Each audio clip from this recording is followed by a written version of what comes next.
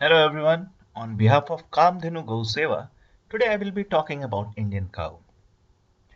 From past few decades, there have been great impact on agriculture, human health, and economy of nation.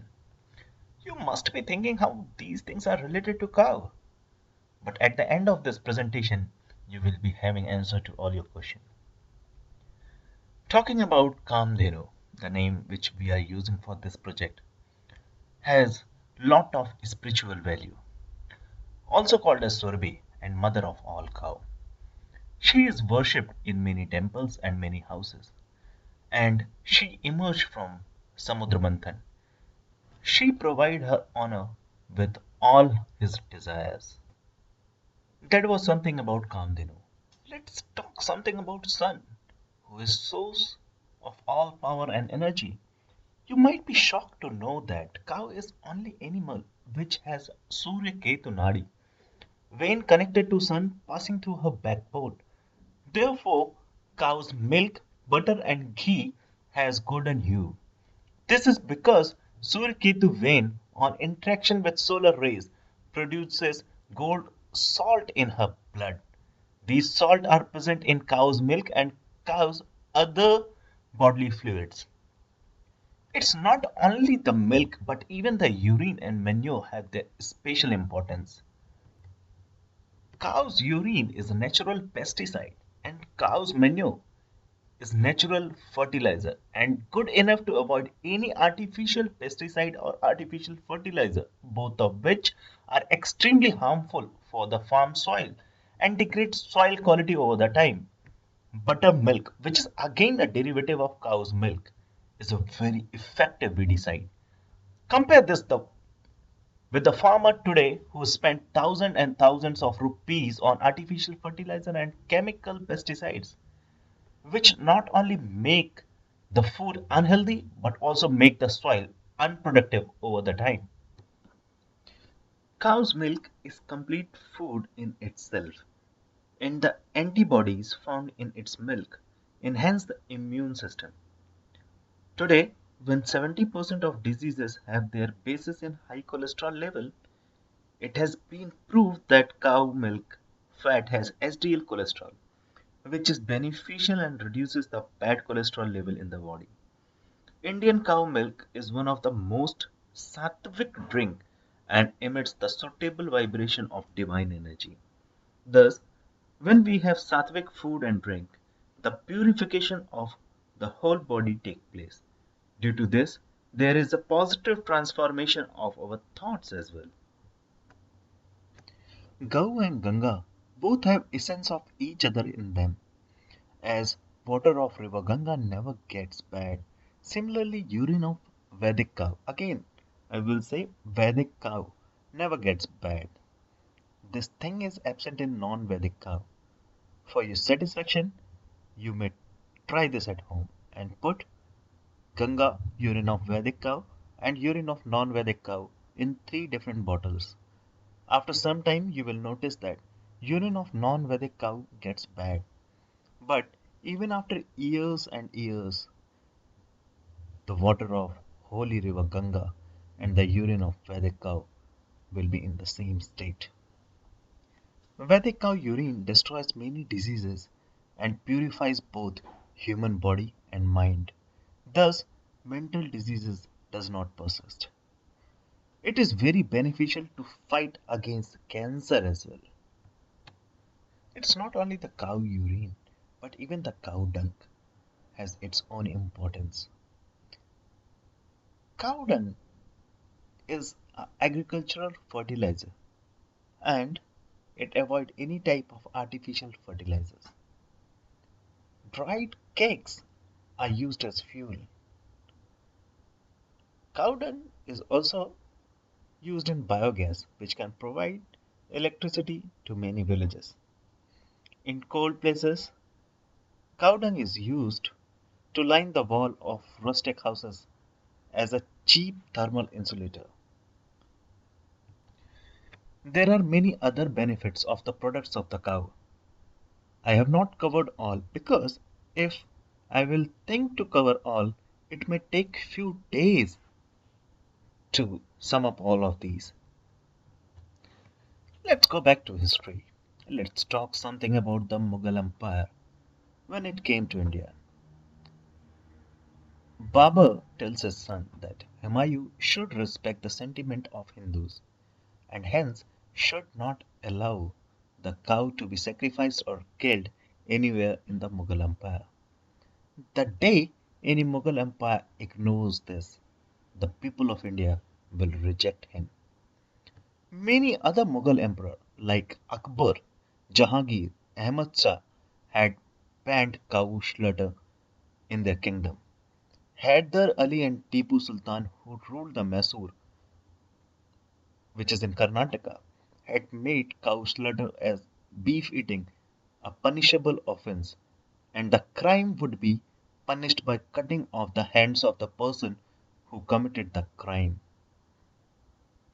Today, in India, we have over 36,000 slaughterhouses. How did this massive turnaround took place? To know this, we have to come forward. Both Mahatma Gandhi and Pandit Nehru had declared before independence that they would ban cow slaughter in India after independence. Obviously, they didn't impose it. Why? Thanks to Robert Clive, who had converted the Indian Muslim into believing that beef eating was their religious right.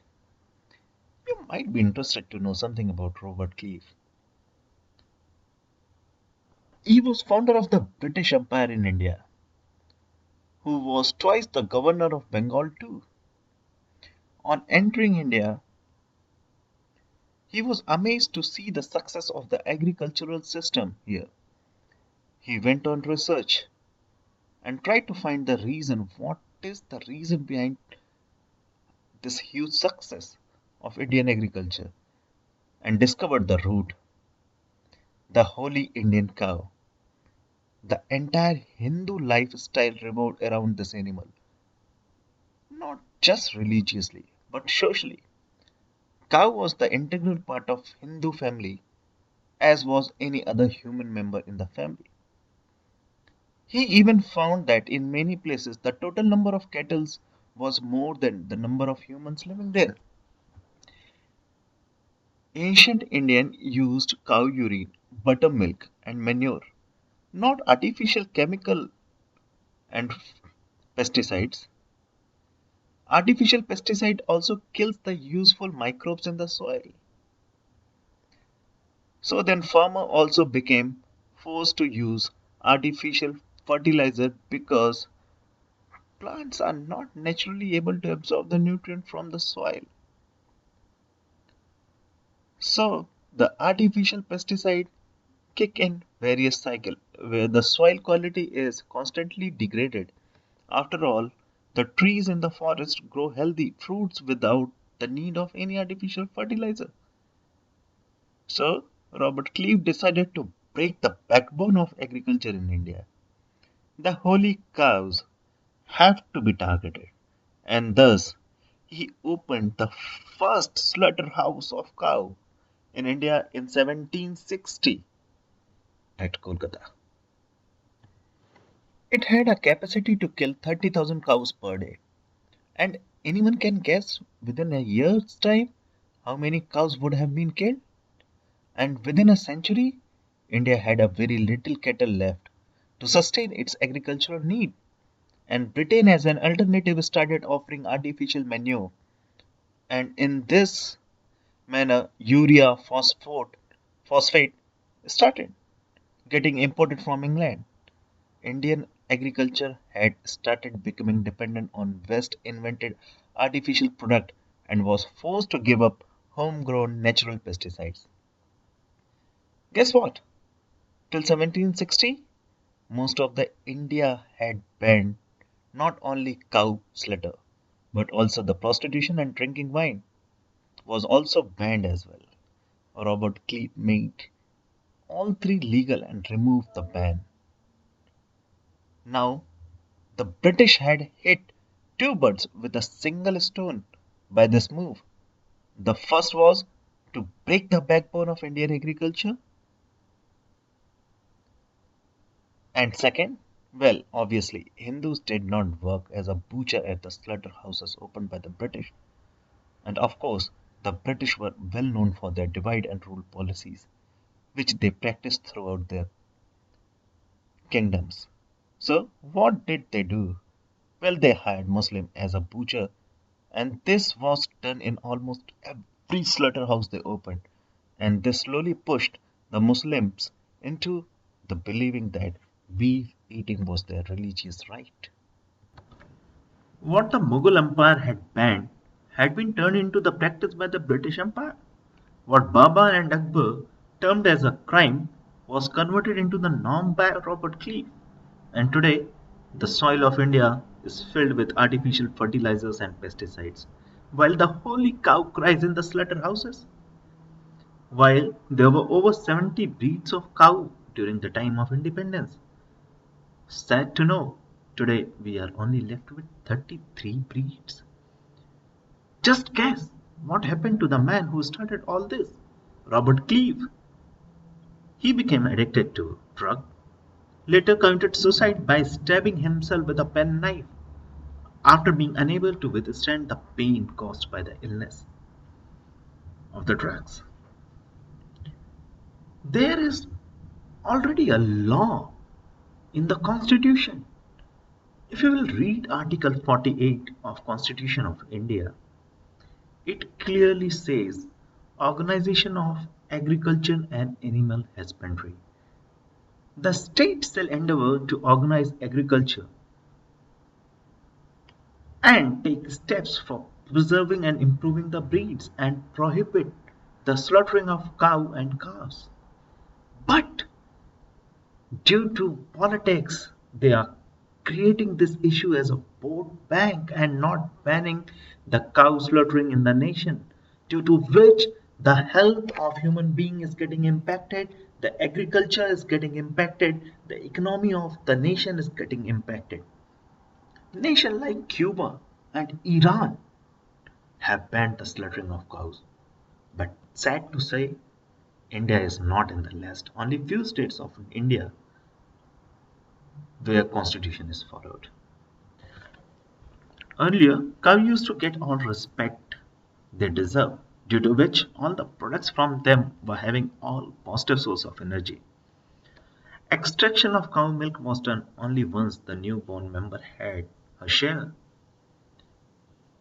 Cow used to roam freely in the fields, where the dung and urine act as a natural fertilizer and pesticides. Cow are the backbone of agriculture and village family.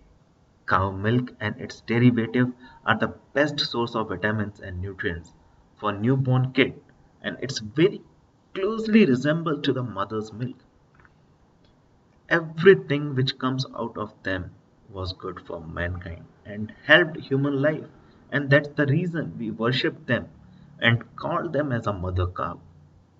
Those who spend good time with cow or who take steps for good cause of their future are blessed with all happiness.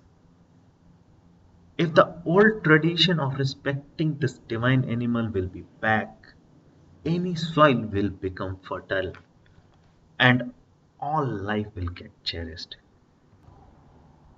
We are taking few steps to bring back those old days. We are trying to implement two cow one family concept. And we believe that if a family is having two cow, then they will hardly had any nutrient deficiency and they will be having strong immune system and cherished and blessed life. All the cows in the Kamdenu Gau Seva, the member of any family can come and serve these cows, and whatever will be the outcome from the product of these cows will be divided among them. Those who are not having the job, they can come and utilize this facility. We know that during the festive season, all sweets are adulterated due to shortage of milk and also due to the greed of businessmen. You will be shocked to know that most of the cows are getting injected to produce more milk. The newborn member don't even get their share before the milk is taken out of the cow. And to be very honest, the milk which is taken out in this way is not going to help us in any of the way. With Kamdhenu project, we will try to provide fresh milk and fresh product to all families across the India and if possible across the world. We will try to make Indian soil as the best soil for any production. With increase in number of cow and their dedicated center, the quality of farming land will increase and thus the quality of agriculture. In this, what you can do to support us, you can spread the awareness about Indian cow to everyone you meet, to everyone when they are talking about the cholesterol level, to anyone who's talking about the cancer, to anyone who's talking about the food quality nowadays. If possible, have a cow as a member of your family. And if you are not having sufficient time or sufficient space, come up and join hands with us. Donate a cow, as your donation will be your best step towards the nature and mankind. To donate a cow or for any information related to cow, you can contact the below address. You can write a mail to wasksky05@gmail.com. You can connect to me on the Facebook. You can connect to me on the Twitter. If you have any queries, your queries will be replied. And if you want to donate a cow, we will take care of that cow in our own premises and we will try to give them the best life they can have. This is something from my side and hope this is a good source of information for you and you will try to have the pure milk of cow and try to give the respect they deserve because their whole life they sacrifice for us. Even their dung is useful to fertilize the land. Thank you very much.